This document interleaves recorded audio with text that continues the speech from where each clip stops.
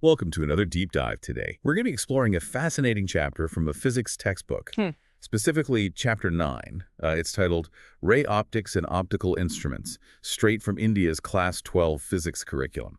Huge thank you to the National Council of Educational Research and Training, or NCERT, for making this chapter freely available online. It's a great chapter to dive into. Whether you're a high school student yourself or just curious about the world around you, get ready for some aha moments as we explore the science behind how we see.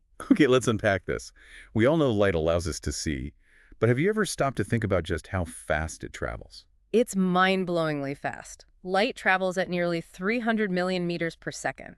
To put that into perspective, that's like circling the entire Earth over 7 times in just 1 second. Wow, that's incredible. But hold on.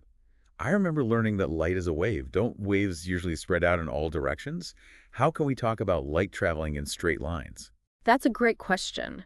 While light does have wave-like properties for most everyday objects, we can simplify things by thinking of light as traveling in straight lines called rays. This is because the wavelength of light is incredibly tiny compared to the size of the objects it interacts with. This simplification is what forms the basis of ray optics. So these rays help us understand how light interacts with things like mirrors and lenses, right? Exactly. Let's start with one of the most basic interactions, reflection. Reflection is simply the bouncing back of light when it hits a surface. Think about when you look in a mirror.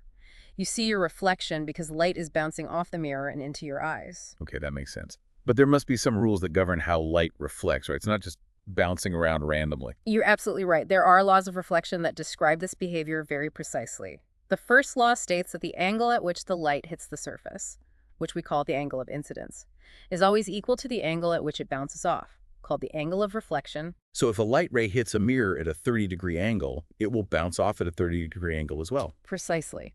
And the second law states that the incident ray, the reflected ray, and the normal and imaginary line perpendicular to the surface at the point of incidence all lie in the same plane. Interesting how something as simple as light bouncing off a surface has such specific rules governing it. So we've talked about flat mirrors, but what about curved mirrors? Those seem a bit more complex. They are, but we can break down their behavior by focusing on spherical mirrors. These can be either concave, curving inward like the inside of a spoon, or convex, curving outward like the back of a spoon. Now, to understand how these mirrors work, we need to introduce a few key terms. Right.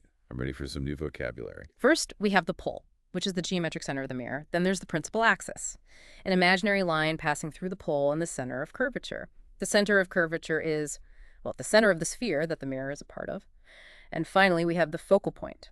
This is where parallel rays of light converge after reflecting off a concave mirror, or appear to diverge from in the case of a convex mirror. Okay, I think I'm following so far. Yeah, But how do we actually calculate where the images formed by these mirrors will appear? that's where the mirror equation comes in handy. This equation relates the object distance, how far the object is from the mirror, which we represent as u, to the image distance, how far the image is from the mirror, denoted as v, and the focal length, represented by f. The equation is 1v plus 1u equals 1f.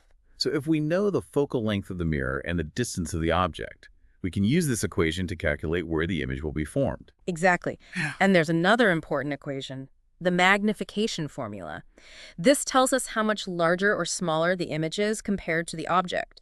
It's given by m world vu, where m represents the magnification. A negative sign indicates that the image is inverted, while a positive sign means the image is upright. So using these equations, we can figure out not only where an image will appear in a mirror, but also its size and orientation. That's pretty cool. It is. Now, let's shift gears a little and talk about what happens when light travels from one medium to another, like from air into water. You've probably noticed that things look a bit distorted underwater, right? Yeah, like when you look at a straw in a glass of water, it appears bent at the surface. That's a perfect example. That distortion is due to refraction, the bending of light as it passes from one medium to another. This bending happens because light travels at different speeds in different media. And the degree to which light bends is determined by a property called the refractive index. Refractive index. It rings a bell from physics class. Can you remind me what that is? Of course. The refractive index of a material is a measure of how much light slows down when it travels through that material. A higher refractive index means light travels slower in that medium. So when light passes from air to water, it slows down because water has a higher refractive index than air. Exactly. And this change in speed causes the light to bend towards the normal. That imaginary line perpendicular to the surface we talked about earlier, this bending is what creates that distorted appearance you mentioned. So the straw in the water looks bent because the light coming from the straw is changing direction as it passes from the water into the air. Precisely. And this phenomenon is governed by Snell's law, which states that the ratio of the sine of the angle of incidence to the sine of the angle of refraction is constant for a given pair of media. Snell's law. It all comes back to the angles. So knowing the angle at which light hits the surface and the refractive indices of the two materials, we can calculate how much the light will bend. That's right. And this principle has some pretty fascinating applications. For example, total internal reflection. Total internal reflection. What's that? Imagine a light ray traveling from a denser medium, like water, to a rarer medium, like air. If the angle at which the light ray hits the surface is greater than a specific critical angle, all of the light is reflected back into the denser medium. None of it escapes into the air. It's like the light gets trapped inside. That's really cool. Where do we see this in the real world? Have you ever seen a diamond sparkle? That brilliance is due to total internal reflection. Light enters the diamond and bounces around inside because of its high refractive index, creating that dazzling display. And this phenomenon is also the key to how fiber optic cables work. Fiber optic cables, those are used for internet and cable TV, right? Exactly. Fiber optic cables consist of thin strands of glass or plastic that transmit light signals over long distances with minimal loss. This is possible because of total internal reflection. Light signals bounce along the inside of the cable, staying confined within the fiber. Even when the cable bends, it's like a light highway with no exits. This is already blowing my mind. So we've talked about reflection and refraction. What's next in our journey through the world of optics? Let's move on to another crucial element, lenses. Lenses are transparent objects with curved surfaces that can bend light in very specific ways to form images. Just like with mirrors, we have converging lenses, also called convex lenses, which are thicker in the middle and bring parallel light rays together at a focus. And we have diverging lenses, also called concave lenses, which are thinner in the middle and spread light rays apart. Okay, so lenses are all about shaping and directing light. And I bet there are formulas to describe how they work, just like with mirrors. You bet. There's the thin lens formula, which relates the object distance u, the image distance v, and the focal length f. It's very similar to the mirror equation, but with a slight difference in sign. 1v, 1u equals 1f. And we have the magnification formula again, m equals view, which tells us how much the image is magnified or reduced by the lens. It's amazing how these formulas help us predict exactly how light will behave when it interacts with mirrors and lenses. It is. And by understanding these basic principles, we can start to understand how more complex optical instruments work, such as microscopes and telescopes. That's where things get really interesting. But before we dive into those instruments, maybe we should... Sounds good to me. All right, so let's jump into those instruments, microscopes. I'm excited to learn about these. Let's start with microscopes. What makes them so special? Microscopes are incredible tools that allow us to see tiny objects, things that are way too small to see with just our eyes. Think about the cells in your body, bacteria, or the intricate details of a tiny insect. We can see all of these things with the help of a microscope. That's amazing. How do they actually work? Is it just one giant magnifying glass? Well, there are simple microscopes that use a single converging lens with a short focal length, but the ones you're probably thinking of, the kind you might see in a science lab, are compound microscopes. These use a combination of two lenses to achieve much greater magnification. Two lenses working together, like a tag team. Exactly. The first lens, called the objective lens, is positioned close to the object you're viewing. It creates a real, inverted, and magnified image of the object. This image then becomes the object for the second lens, called the eyepiece. The eyepiece further magnifies this image, producing a much larger virtual image that you see when you look through the microscope. So the compound microscope essentially magnifies in two stages, giving us an incredibly close-up view of tiny objects. That's pretty awesome. Now, what about telescopes? They're used to see things that are far away, right? Absolutely. Telescopes are designed to magnify distant objects, making them appear closer to us. They work using the same principles of reflection and refraction that we've been discussing, but on a much larger scale. So what's the difference between a microscope and a telescope? Is it just the size of the lenses? The key difference lies in the types of lenses or mirrors they use and how they are arranged. Microscopes are designed for very small objects that are close by, so they use converging lenses with short focal lengths. Telescopes, on the other hand, are designed for very distant objects, and they can use either lenses or mirrors to gather and focus light.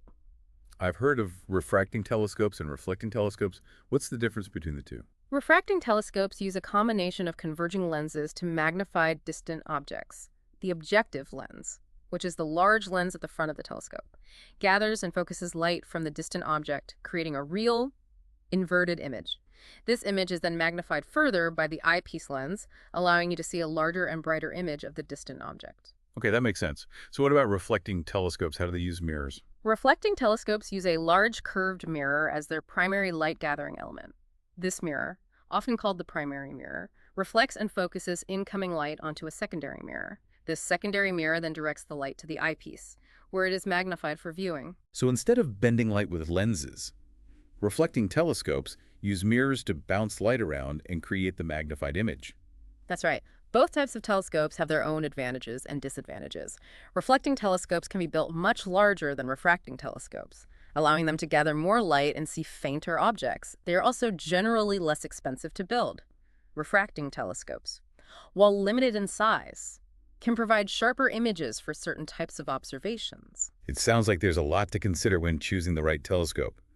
But regardless of the type, how do astronomers decide which telescope is better than another?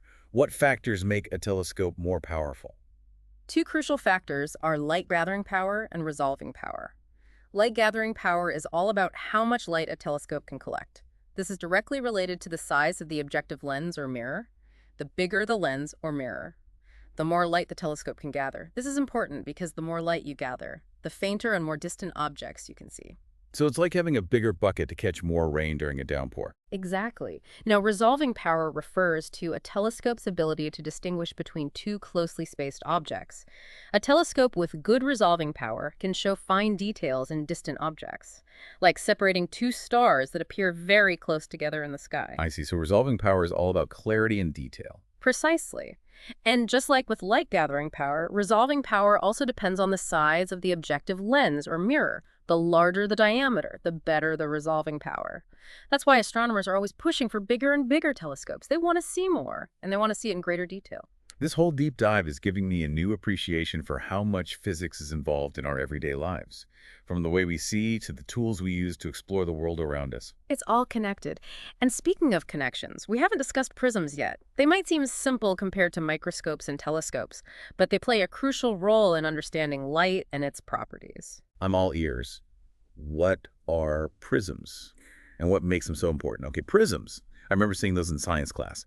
They're those triangular pieces of glass that can split white light into a rainbow of colors, right? That's right. Prisms are transparent objects, usually made of glass, with flat, polished surfaces that refract light. As you mentioned, they can separate white light into its different colors, a phenomenon called dispersion. I've always found that so fascinating, but how does a prism actually do that? It seems like magic. It's not magic, but it is pretty amazing. Remember how we talked about the refractive index and how it determines how much light bends when it enters a material? Well, it turns out that the refractive index of a material is slightly different for different colors of light. So different colors of light bend by different amounts when they pass through a prism. Exactly. When white light enters a prism, it's made up of all the colors of the rainbow, but each color bends at a slightly different angle as it passes through the prism. This causes the colors to spread out, or disperse, and we see them as a spectrum of colors. Red, orange, yellow, green, blue, and violet. That's so cool. So a prism basically acts like a light sorter, separating the different colors based on their wavelengths. You got it. And this property of prisms has led to some really important discoveries and applications. For example, Isaac Newton used prisms to demonstrate that white light is actually a mixture of all the colors of the rainbow. And today, scientists use prisms in a variety of instruments to analyze the composition of light, helping them understand the properties of materials and even distant stars. It's amazing how something as seemingly simple as a prism can have such far-reaching applications. But before we get too carried away with prisms, I have a question about lenses. What happens when we combine multiple lenses together? That's a great question. Combining lenses allows us to manipulate light in even more complex and interesting ways. For example, when two thin lenses are placed in contact, we can calculate the combined power of the lenses by simply adding their individual powers. Power, is that the same as magnification? Not quite. The power of a lens is a measure of its ability to converge or diverge light rays. It's essentially the inverse of the focal length. A lens with a shorter focal length has a higher power, meaning it can bend light more strongly. Power is measured in units called diopters. Okay, so a lens with a higher power can focus light more effectively. But how does this relate to combining lenses? When we combine lenses, the effective power of the combination is the sum of the powers of the individual lenses. So if we combine a lens with a power of +2 diopters with another lens of +3 diopters, the combined lens will have a power of +5 diopters. Fascinating how we can use these simple principles to create more complex optical systems. Speaking of complex systems, we haven't talked about the most incredible optical instrument of all, the human eye. Ah, yes, the human eye. It's a truly remarkable example of biological engineering, a natural optical instrument that allows us to experience the beauty and wonder of the world around us. Easy to take our vision for granted. But when you stop and think about all the intricate processes happening inside our eyes, it's mind-blowing. Can you walk us through how the eye actually works? Of course. Light enters the eye through the cornea, a transparent outer layer that acts like a convex lens. Bending the incoming light, it then passes through the pupil, an opening whose size is controlled by the iris, which regulates the amount of light entering the eye. So the iris is like the aperture of a camera, Whoa. adjusting to different lighting conditions. Exactly. After passing through the pupil, light reaches the lens of the eye, which further focuses the light onto the retina at the back of the eye. And the retina is where the magic happens, right? Precisely. The retina contains millions of specialized photoreceptor cells called rods and cones. These cells convert light into electrical signals, which are then transmitted to the brain via the optic nerve, allowing us to perceive the world around us. Incredible how all these components work together seamlessly to give us the gift of sight. And what's even more amazing is that we can enhance our vision with artificial lenses, like eyeglasses or contact lenses, to correct vision problems. Absolutely. From the basic laws of reflection and refraction to the intricate workings of the human eye and the marvels of microscopes and telescopes, we've covered an incredible amount of ground in this deep dive. It's been a fantastic journey through the world of optics. And for all our listeners out there, we encourage you to keep those curious minds engaged. Pick up a magnifying glass, explore the colors of a rainbow with a prism, or just spend some time observing the way light interacts with the world around you. The world of optics is full of wonders waiting to be uncovered. Keep exploring, keep asking questions, and never stop learning.